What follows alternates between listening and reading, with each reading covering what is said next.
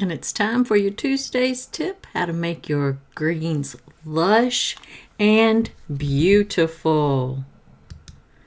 Now, a lot of people make the mistake when they're doing watercolor is they want to just use one or maybe two greens to create their leaves, to create their foliage. And you see in this example over here, the top one is using just one color of green.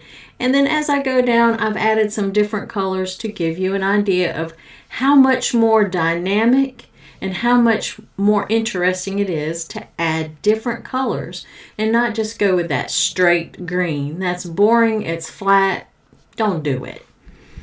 All right, so here are just some of the tips. Here are 3 good tips for you to help you with your greens. Don't use just a single color, which I just went over. Experiment with different colors, different mixes. Use yellows, greens, blues, reds even, some oranges. Experiment with those colors, experiment with your palette and what you have and see what you can come up with.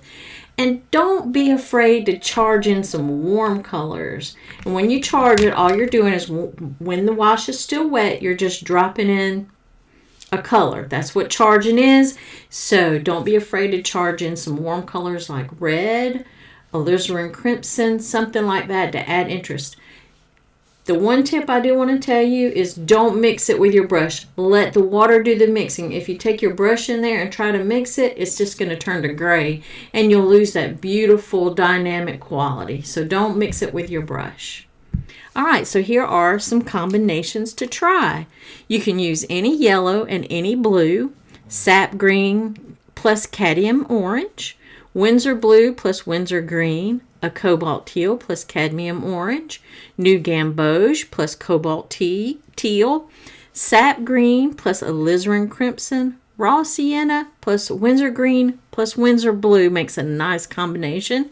Viridian green plus raw sienna, and really you can go on and on. These are just some ones I want you to try and then jump off from here and make your own greens.